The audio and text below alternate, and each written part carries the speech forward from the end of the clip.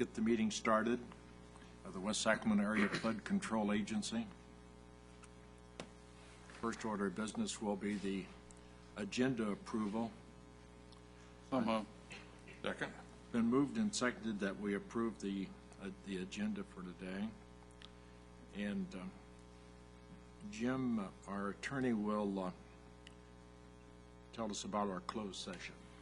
The board did meet in closed session this morning prior to this meeting to confer with its real property negotiator and to confer with counsel. The items are listed on the closed session agenda, and no action was taken by the board.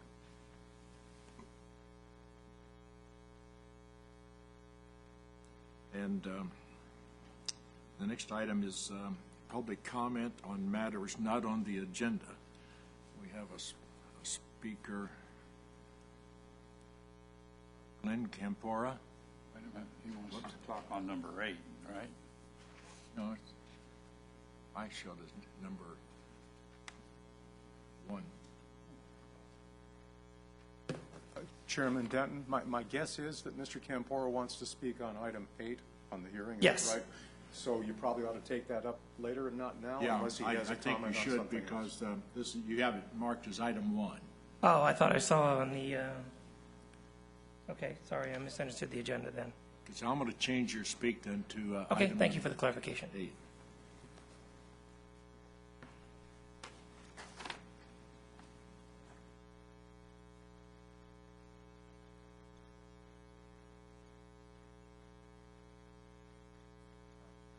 Kim McDonald.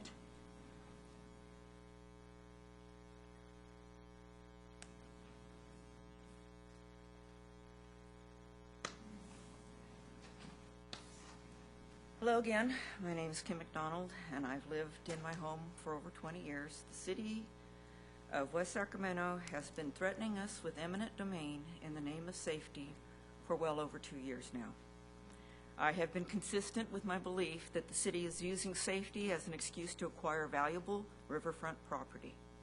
The setback levy in our area is needed not for safety, but as a means to fund the project. I have given it much thought, and this is the simplest way for me to explain my reasoning. If the levy is fixed in place, which it has been proved it can do, it will meet the state standards. But if the city puts in a setback levy, they will also acquire usable property as an asset. Is the city willing to promise the affected landowners that our land is only being taken for safety and not profit? The city should put a clause in the purchase agreements, if we should be forced to sell, that no improvements can be made on the property since it is only being taken for safety, and that the city cannot at a later date sell this property without first taking an offering to the present landowners or their heirs to purchase it for the same price that they forced us to sell it for. I am not saying that is your intent at this time, but the city has set a precedent. When the area known as Southport was deciding to depart of the city, everyone got together and spent time and money on a development plan, a semi-rural gateway area to the Delta. As soon as they were annexed, it was explained by the new administration those plans did not meet the approval of the entire city that had voted them into office. A government official's word only lasts as long as the next election. Excuse me. Your former project manager, Bill Panos, answered my question to him about his job experience in this area by bragging about the community center. His big regret was that he had to leave that horrible house in front of his new complex. That home belongs to the property owners, a farming family that the city showed no respect for by insisting on that location instead of buying land in another location from a willing seller. The city tried to pressure longtime business owners on the north side of the locks to sell their land and move to the Washington Lake area. That was unsuccessful, and I hope that will strengthen our fight with the city when they try to force eminent domain on us.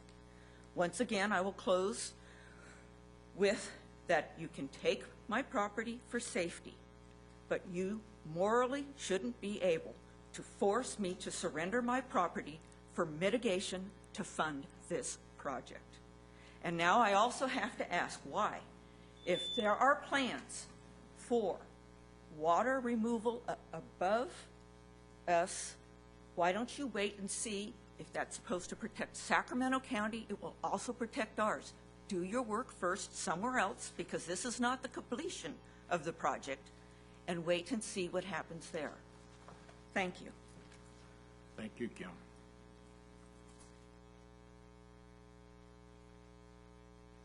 Let's see. I need a approval for item number 3 on the agenda, which is the approval for the April the 11th, 2013 minutes. Move approval. I'll second.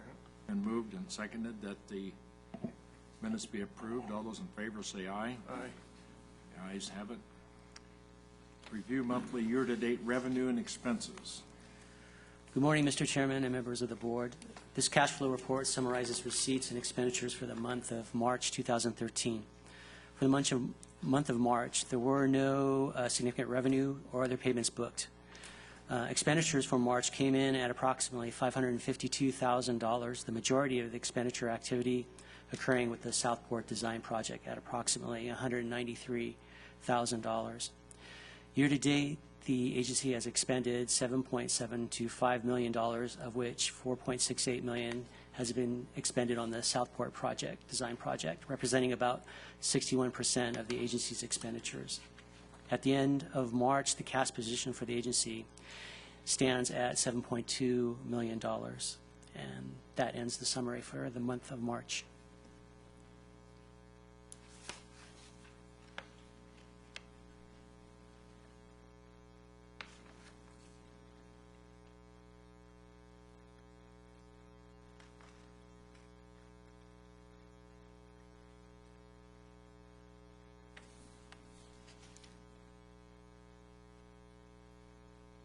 No questions? No.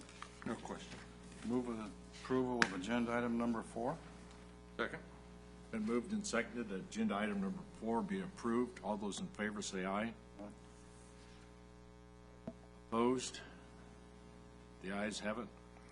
Agenda item number 5, consideration of reimbursable agreement with U.S. Fish and Wildlife Service for technical assistance.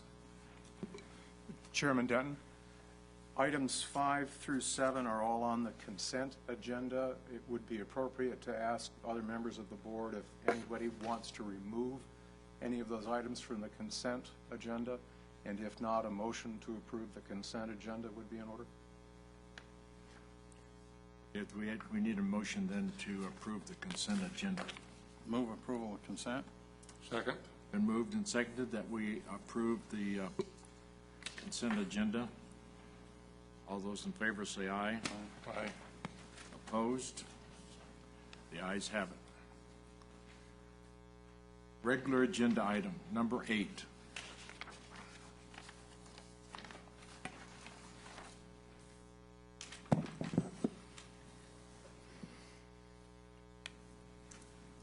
Good morning, Chairman Denton and members of the West Sacramento Area Flood Control Agency Board. This morning, staff is requesting you approve the findings and adopt resolutions 130501 and 130502.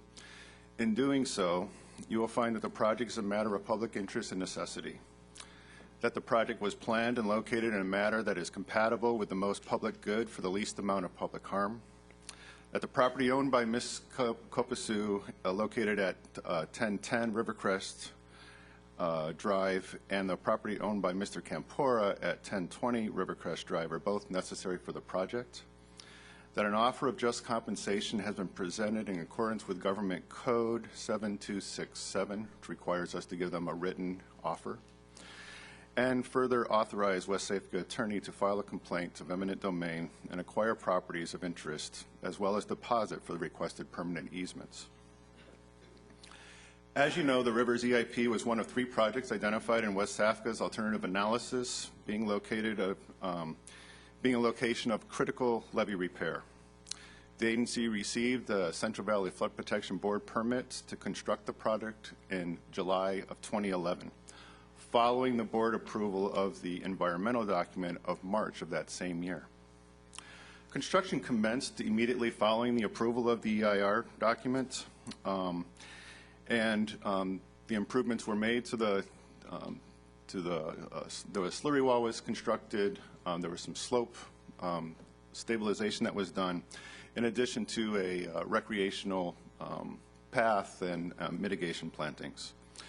Condition 13 of our permit from the Central Valley Flood Protection Board requires that the agency obtain and convey a permanent easement to the Sacramento-San Joaquin Drainage District within 3 years of completion of the construction job. In March of 2011, the WSAFCA Board approved offers of just compensation for permanent easements across both the Campora and Copasu properties. In April of that same year, or the very following month, staff met with the property, or staff advised their real estate consultant to reach out to the property owners and provide them with those offers. Those offers were rejected based, from my understanding, on the extent of the requested easement. Permanent easements were individually presented to each property owner, a 30-foot area beyond the levee waterside toe, which was consistent with design drawings and the Central Valley Flood Protection Permit. The impact on the Campora property left a potential building site of 4,399 square feet on a 13,000 square foot parcel when considering the required setbacks for waterfront zoning. The impact on the Copasu parcel of an easement left a potential building area of 4,500 square feet, a little bit over, on a 10,000 square foot parcel.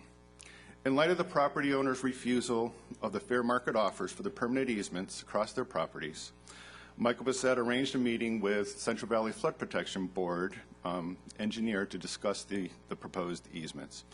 Ultimately, Mr. Bissett was able to negotiate a reduced easement across both properties, which resulted in an increased developable area for Mr. Campora and Ms. Copasu. Mr. Bissett first presented that reduced easement to Mr. Campora approximately a year ago. New appraisals were developed to reflect the change in the area of the permanent easement, and accordingly, the compensation was also therefore adjusted. At the January board meeting, staff came to the board and requested, and you approved 2 resolutions to allow BRI, the city's real estate and right-of-way consultant, to reinitiate negotiations with Mr. Campora and Ms. Copasu.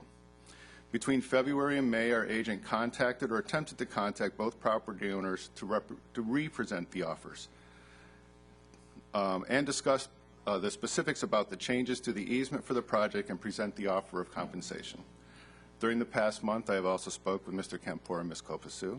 I've explained that WSAFCA is interested in resolving and purchasing the easements across both, and both parties have indicated that they continue to believe that the easement is too large. So in closing, WSAFCA is charged with conveying the necessary property rights to the Sacramento-San Joaquin Drainage District for levee improvements for the Rivers EIP project. The permanent easements requested from Mr. Campora and Ms. Copasu are necessary to comply with the Central Valley Flood Protection Board permit. The extent of the easement was determined by design regulations, and the affected easement area is needed to perform flood repair and maintenance and will be necessary in the future to tie together this levee repair with future levee repairs. WSAFCA listened to the property owners and was able to negotiate a reduced easement for the project, and staff believes that the acquisition of the proposed easements provide the greatest public good while causing the least amount of public injury. WSAFCA, through its consultants, have followed state law with regard to making a written offer of market value for the easements of both affected property owners and given them time to consider those offers. Both property owners have refused to accept these offers and therefore requesting that you authorize the WSAFCA attorney to file a complaint with the courts to obtain the property through eminent domain. In doing so, WSAFCA will deposit the amount of fair market appraisal, $6,100 for the Copasu property and $14,200 for the Campora property in an account to purchase those easements. That concludes my presentation, and I'm willing to entertain any questions you may have. No? We need a motion on this. No. No. This- Oh, no. Chairman Denton? At this point, it would be appropriate to open the public hearing, and I believe Mr. Campora has turned in a card and wishes to speak. Yes. And maybe others. Mr. Campora, Public hearing. public hearing. We're under public hearing. Thank you. My name is Glenn Campora, and I'm the owner of Lot 1, 1020 Rivercrest Drive. And I believe my comments also represent the viewpoints of Lot 2 owner, Ms. Carpasu. I'll try to be brief. We understand the project, and of course, we don't object to the necessity. And we also understand that you're an implementing agency of the State Flood Control Board, and that, as Mr. Dirksen explained, that you have to essentially implement their policies and deliver the appropriate easement. So we're not, quote, attacking you, per se. But having said that, I do want to get some things into the record because lot owner 1 and 2 essentially, object to the amount of the taking. But specifically, pursuant to Civil Code Section 1240.030, we do not believe that the project has been planned in the greatest public good, and certainly to lot owners 1 and 2, has not been planned to result in the least personal injury. So having said that, I would like to address, a little bit of comments on the injurious nature of this. So the pre-condemnation process has, in effect, harmed us, financially, and has caused injury to our lot. This process has been planned, I think, prior to 2010, and myself as a lot owner and also Ms. Carpasu as a lot owner, wasn't notified until late 2010. But as I said, it was planned significantly before 2010, and since in the planning process, the values, have dropped for market conditions, but more importantly also because of the nature of the planning process and the condemnation and the amount of the taking. And so that probably obviously makes it a little bit more difficult for the appraisal that WSAFCA organized to develop comparables for Lot 1 and 2. So I know that for myself, I received a broker call, I think perhaps around 2008, maybe 2009, to sell my property for, roughly a little bit over $400K. So we're talking about current appraised values, and I think less than $100,000. So again, I maintain that market value at one time was high. Obviously, current conditions have changed that, but not to the degree of the current market value. And I think anybody who becomes aware of the amount of the easement and the encroachment and discretionary permits that would be required to either construct a driveway and or a building would walk away and not be interested in our lots. So there is, severe severance damages that have not been addressed. Having mentioned the encroachment permits and the discretionary permits, it's my understanding that essentially the front half of our lots will be taken by an easement. So there's a discretionary permit that we would have to obtain, and I want to emphasize the words discretionary, that we have to obtain to construct a driveway. So that's one hurdle with the city. Then there's also a more important discretionary permit with the State Water Flood Control Board, to obtain a building permit. None of those discretionary permits are guaranteed in any of these proposals, to my understanding. And so again, we're left with more than probably a partial taking. These actions could in effect result in a complete taking. And so I would ask that the board, address that issue, whether these proposals, in my mind, might actually constitute a complete taking, because we may not get that discretionary permit for encroachment, and we may not get the discretionary permit for a building permit. And I would be interested in further negotiating, certainly with staff as well as the State Water Board, to obviously further reduce the easement, but also get some sense of guarantee to alleviate the problem with discretionary permits. So in effect, what we're really doing here is we're asking for a 3-month, process for ourselves to negotiate with the State Water Board on a further easement reduction, and then also in cleaning up some language about discretionary permits. I have some materials that I'll pass out in a few minutes after I make some of the comments, and I'll be very brief.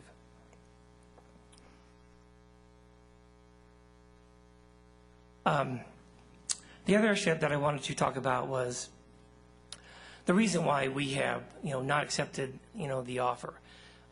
We think that we can reach an amicable, resolution, But quite frankly, you heard Mr. Dirksen imply that, the actions that you are having to take is because of regulations and so forth by the Flood Control Board. And in truth, in 2011, had we, been in the same situation and been forced to take the original first proposed easement, that easement was roughly about 50% of our property. And again, it was under the guise of state criteria and regulations. And I have coined that term as a policy. And the reason why it is a policy is because Michael Bassetti, obviously with your staff, was able to negotiate with the State Flood Control Board an easement reduction of approximately 20 feet. So now the taking that we are talking about today, I think comprises about a 40% taking of our property. So I want to make it clear, at least in my view, that this is not, regulations and a one-size-fits-all as far as the easement that the State Board and WSAFCA, operating under the or implementing the State Board's policy, has to take at this time. I further believe that the timing for you to ultimately make these decisions and for us to reach resolution is 2014. So the action today, is still a tad premature, and I still think there is time that were you to postpone this action and grant us 3 months that we can negotiate with the State Water Board and essentially reach satisfaction that there's nothing that they will do to further accommodate us, then I believe the lot owners 1 and 2, can reach an amicable resolution with you as a board. I have just 4 pages of handouts I'd like to just briefly buzz through to give you a sense of why we object.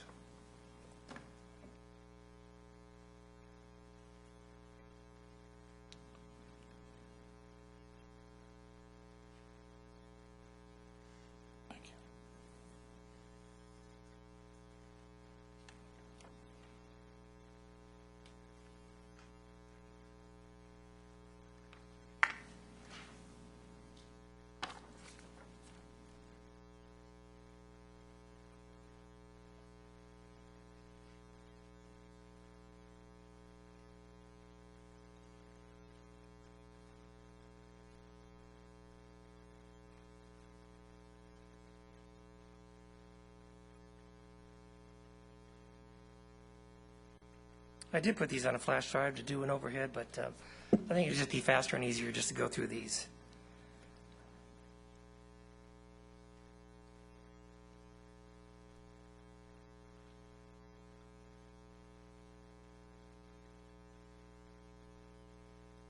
I have some extra copies if anybody else would like them in the audience. I'll take one. Okay.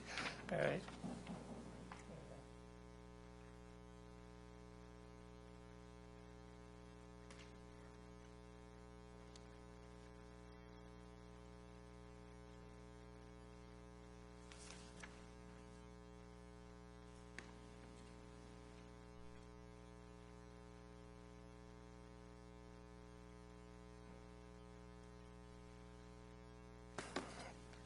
So the first one, which shows the river and the implementation of the project, and this very early in the design.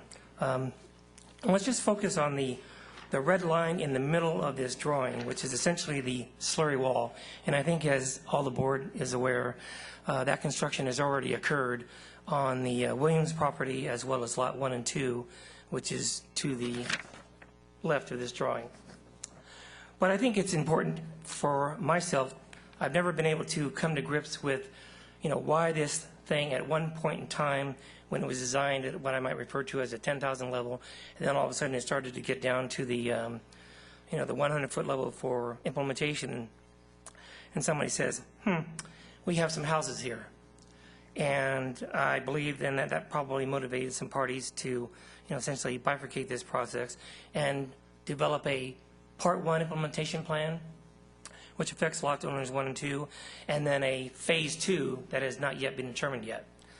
And that's important to us because, we have said all the way along that we don't object to the easement and the taking and the project. We object to the size of the easement. And if you were to, and that white line, essentially, that's going through here, represents the construction and the permanent easement. And so, of course, you can see that the amount of taking, as well as on Williams' property and Lot 1 and 2, is significantly more than other properties, and unless my common sense evades me, it's likely to result in being a significant more taking than what's going to be happening with Phase 2 whenever that happens, because of the existing development and those houses on that lot. And so it was explained to me that the additional amount of the easement applicable to Lot 1 and 2 is for O&E and I guess staging area for operations and maintenance. But now that the eminent domain process has been resolved with the Williams property, I fail to see why, that can't be transacted on property that WSAFCA and the State Board now controls, the Williamson property, which is a little bit to the left of that black heavy line. And so it's my objective to request that the State Board further reduce the easement. And this wasn't, the Williamson property wasn't resolved at the time that Michael Bassetti negotiated an additional 20 feet for us. So you may hear me emphasize negotiated another 20 feet. And so that's why we want time ourselves to now take over his role and negotiate probably perhaps 10 feet. All right? It would still be representing, much more of a taking that would be applicable to all the other lots. But 10 feet significantly expands our building envelope to make this whole process a little bit more palatable. That dark line that is next to Lot 1, that essentially represents a masonry wall that has always been part of the project, even when it was the Lighthouse Marina project years and years ago in the 90s. And this process today, also doesn't encompass my March 2013 proposal about a month ago to staff saying, well, now that the Williamson property has been controlled by WSAFCA, the personal injury, that we're talking about to Lot 1 and 2 could conceivably be mitigated by trading, swapping, or purchasing a little bit of the Williamson property to expand that western boundary on Lot 1. And if necessary, we could even expand the boundary between Lot 1 and 2. So in other words, it is an effort, but it is not outside the realm of possibility that a portion of the Williamson property could be used to offset the injury to taking so much of my front, expand our building envelope by essentially widen the lot. Right now, the lots 1 and 2, the width are 70 feet, which is a little bit narrow for houses of that size. I can tell you that the houses that have been built on the Rivercrest properties, some of them are literally, sharing driveways in order to negotiate the turns into their garage and so forth. So there's some effort on the part of staff and myself that might make that happen, and I do not believe that staff brought that proposal to the board and that the board considered it. But given the eminent domain process and the condemnation process and the responsibilities of all parties to seek that least injury, I think it's important that we take time to further explore that. And I do concede that it takes some effort, but if you've caught up with the newspapers and you've talked about, the land swapping that's been proposed for the arena and Cal Expo and some of those kind of things, this is a pretty small matter. It involves the city, it involves yourselves, it involves myself, and it involves, the State Water Board. But were there the will, it could be done. And I think it would go a long way to mitigating the personal injury and seeking an amicable resolution to this process. Just give me a minute just to go over my notes to make sure I haven't forgotten any important points.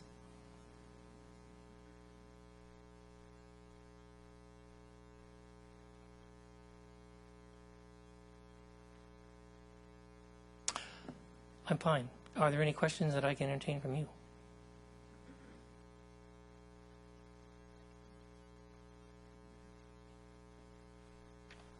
I would reserve the right to further speak in the event that someone speaks behind me, and I may have some clarifications to his or her comments as they might of mine. Thank you very much.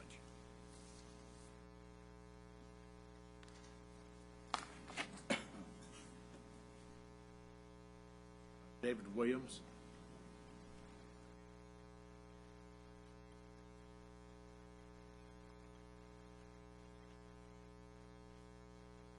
Good morning, members of the board. I'm Dave Williams, and I'm wearing two hats today.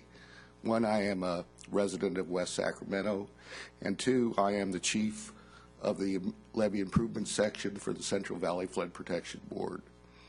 About a year and a half ago, I did meet with one of the two landowners that are encroaching on the levee improvement for West Sacramento.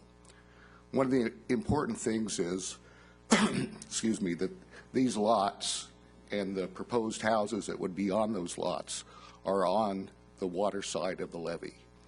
And as you probably know, the Corps of Engineers is very stern these days about structures on the water side of the levee. We have many notices of violation over on the other side of the river, along Garden Highway, that we're trying to take care of right now. And the most important thing for West Sacramento is we're striving to get a basin-wide improvement so that ultimately we get PL 8499 certification for our basin-wide improvements. There's a lot of hurdles that we've been jumping over and we will continue to jump over in the future to try to meet core criteria on their now decertification of 40% of the Central Valley levees. And we're in that battle right now. We're trying to do everything that we can as far as encroachments to get the levees in a safe condition. On these two particular parcels, if the houses were to be built on the water side of the levee, they're not only on the water side of the levee, but they're over the waterside slope of the levee. There's a theoretical levee prism that has a top width, 2-to-1 landside slope, and a 3-to-1 waterside slope. These houses would be directly over the 3-to-1 waterside slope, and would make it very difficult for our inspection team to go out there in a flood fight to check for boils, erosion, anything that would help keep that levee intact. So given all of that, I would recommend that the permanent easements that WSAFCA has put together holds, and that the houses do not get built on the water side of the levee. Thank you very much. Any questions? Thank you. Thank you.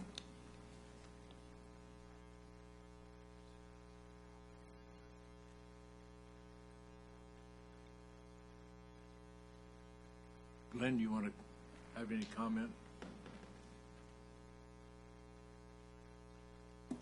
I certainly would be interested in talking with Mr. Williams after this hearing. But I just had a quick comment. Again, listening to his comments, I believe it makes, more of the point that I feared, that obtaining a permit, in the near term or the long term to actually build a house, since, as he said, if houses would be built on lot 1 and 2, it would be over the 3-to-1 slope. So it seems like we have a very uphill battle, on getting those kind of discretionary permits that I talked about earlier. And so I would just go back to my point, and I think that he had further made my point about there being substantial severance damages that we have not discussed yet, because it is an uphill battle, I think, to get some houses built on that. But I'm still willing to charge up that hill and try to negotiate an amicable resolution. Thank you. Paul?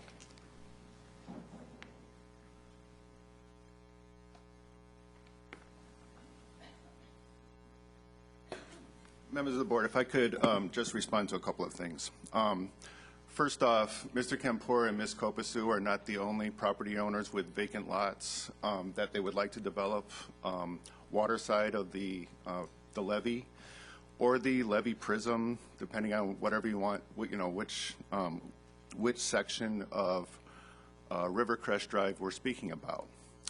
All of those property owners are required to go to the Central Valley Flood Protection Board for a permit, for a discretionary permit. Then they would come back to the city for a building permit. It doesn't happen in a different order. They don't come to us first. we would grant permission before the Central Valley Flood Protection Board would provide that. So just to be clear, it's not the levee project that's causing the need for the discretionary permit in and of itself. These are changes that have happened to regulations relative to the levees themselves. Mr. Kempor brings up the idea that there's a policy decision here. The fact remains that we have a Central Valley Flood Protection Board permit which allowed us to do the improvements and requires us to convey property back to the state. These easements are necessary for the project, and we need to acquire them to convey them back to the state. The property swap that Mr. Kempor has proposed is outside of our purview. Our purview is to get the property necessary for the levee improvements and convey them to the state. What he's asking us to do in terms of expansion of his lot puts us in a different violation because of the extent of where the easement is necessary for the levee improvement project itself. Again, he says it's with additional effort, and our position is that that effort is not well suited to this transaction, given that we have to convey property back to the state. I think those are my comments. If you have any further questions or comments, I'm available. I do, Paul. I have a question. If the board moves forward and moves forward on this recommended action, negotiations and continued talks, do they continue? They can continue. Okay. Well, I guess I got somebody else trying to move. Oh, never mind. I thought you were coming up to grab the microphone. Nope. I guess for me, I think that there's a way to get to maybe a little bit more, maybe to a comfort level of both parties a little more, if there was some more discussion. And so I would recommend that in past condemnation issues that the city has gone through, we really have negotiated all the way up to we'll just say the courthouse steps. And I would like to see if that is something that is amenable to staff, and so that we have an opportunity to hear a little bit more, or staff at least has an opportunity to hear a little bit more about the Campora's side, so to speak, and see if there is a way in which some of those issues may get resolved or whatever. So we would like to stick with the same recommendation that we would ask you to take action today on the staff, and we will continue then with negotiation with that. Okay. I mean, I don't know what the rest of the board feels, but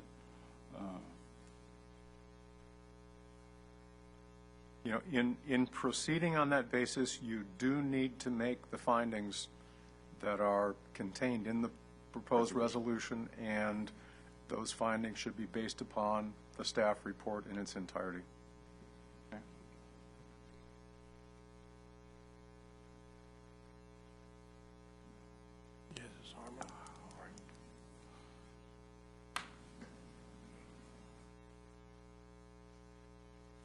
Okay, thank you, Paul. We're going to have Mr.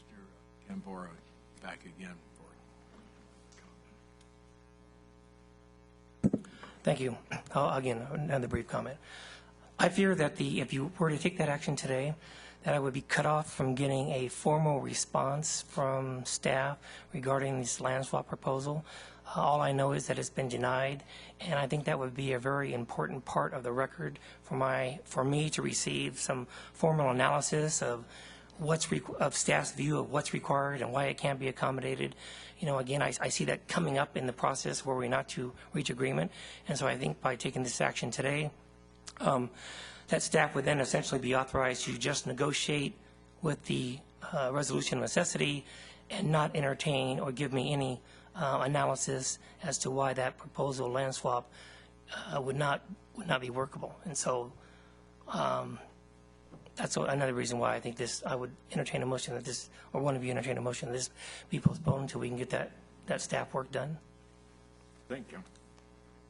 The problem that we have is that once we approve this in its entirety, the resolutions.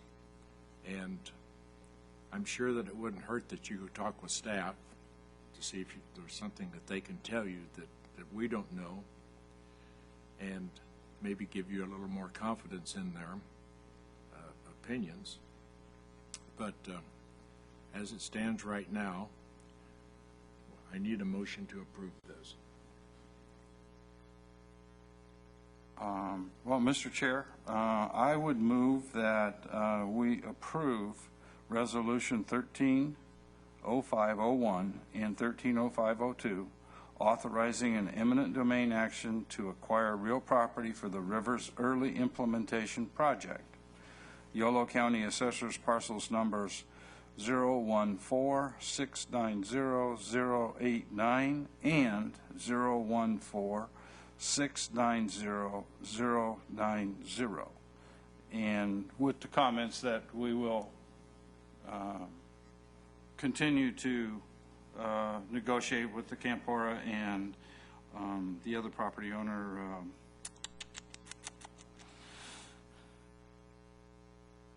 Copacetti, or whatever that is. Copa, how do you pronounce? Copasu? Yeah, Copasu. Okay. And see if there is some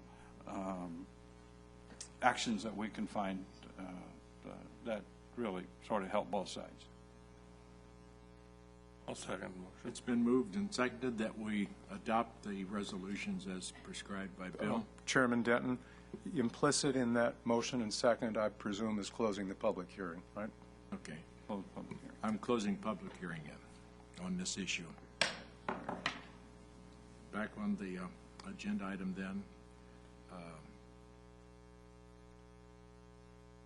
As it stands, it's been moved and seconded that the resolutions be approved. Those in favor say aye. Aye. Aye. Opposed? The ayes have it. The motions for the resolutions has been approved.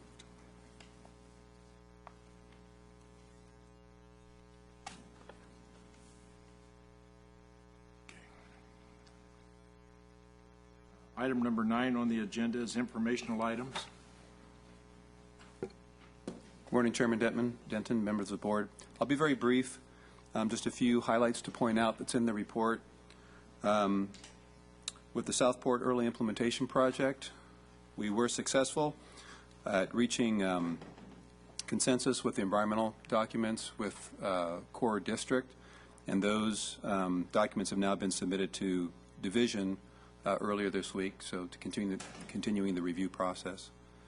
Also, the district has determined that our 404 permit, the impact to waters of the United States, is complete.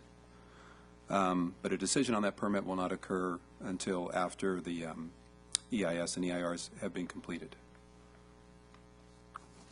Also, with the Southport project, we're advancing with utility relocation, and PG&E has developed draft utility plans now. Those plans have been shared with AT&T. AT&T is now starting to overlay their utilities on the same plan set. We're scheduled to meet again next month to review and comment on those plans. On the GRR front, last month, staff met with the executive leadership team with the Corps. It was held on April 22nd. Continuing discussions on the bridging document on the two GRRs, the West Sacramento GRR and the American River Common Features GRR. Again, we're going to stick with bridging and not combine them. Corps leadership met with, was in headquarters last week to discuss requirements and get feedback on exactly how that bridging would take place and what would be required for core approval, headquarters approval. We have not heard back on how that went and what the guidance is, but we should be hearing about that at the next meeting, which is scheduled May 27th, a little later this month. In terms of milestone schedules, later this year in September is the next milestone, which is called the TSP, or Tentatively Selected Plan. And then the next major milestone after that would be the draft in November.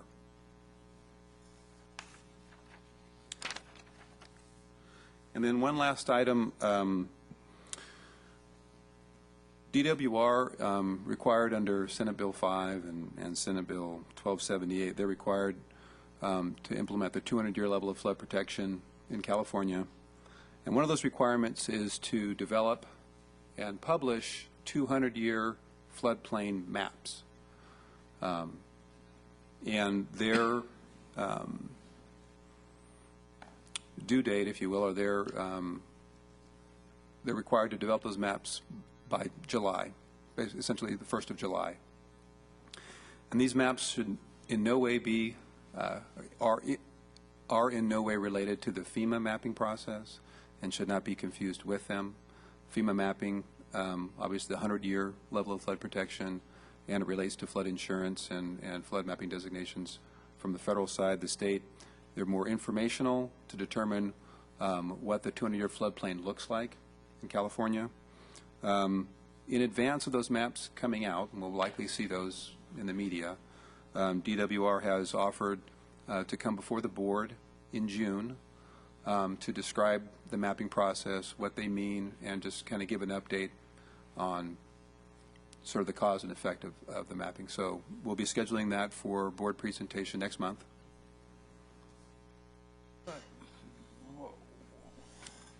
I guess the question is, okay, we know we have some deficiencies. We are out trying as hard as we possibly can to correct those deficiencies. Is it going to be a map that shows the potential for what we are proposing, our plan, so to speak? Or is it the actual height, width, strength of the levee system around West Sacramento? So the maps themselves are designed to show, and they'll go through this during the presentation. We've had a brief presentation by DWR staff as well, but the maps show through a systematic means of breaking each of our levee reaches in a 200-year level flood event or river level, what wetted area would result from a systematic, one at a time, reaching of the levees to come up with a composite of what the floodplain would look like. But we did all that when we floated the bond, or when we went out for a assessment, and the community overwhelmingly supported that assessment. We showed that some places it would be 8 feet, 12 feet, 15 feet, whatever it may be. So we've done all that. This is independent of anything that we've done. This is a requirement that the state has to go through and develop these maps. And it's independent of anything that we've done. Now, if their maps, if we do not agree with their maps, we can provide our own map, provided it passes their scrutiny. But this is an effort that they're going through, independent of anything that we have done. They're the ones that's going to prepare the maps and all that sort of thing. Yes. And I assume we're going to feed them the information that we've already done so that they don't spend a lot of money. They've actually gone out and done borings and analysis of all the levees under the State Plan of Flood Control independent. They'll make a presentation at the next month. They will make a presentation and should be able to answer in more detail the why, the how, and what it means. Once they do that, then we can take and make an overlay of that showing where we're at. Probably do anything we want. Yeah, I mean, Okay, one other question I did have. Oh, I'm sorry, are you finished? That was the end of the updates. Glad. The other day I read an article in the paper, and it talked about flood protection and Senator Boxer's effort to resurrect, if you will, some of the flood issues that have been going on nationwide. And she specifically talked about Natomas. I did not see anything in there about West Sacramento, and I'm very concerned about that because we have been working hand in hand with her and Feinstein and Matsui.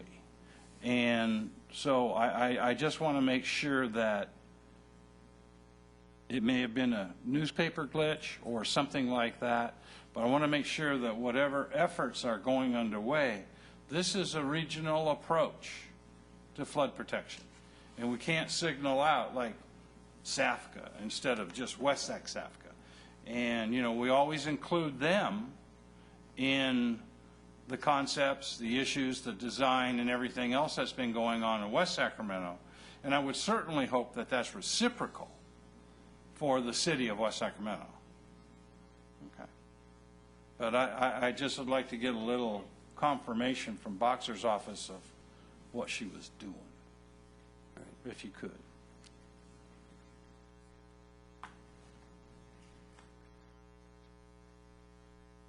Okay.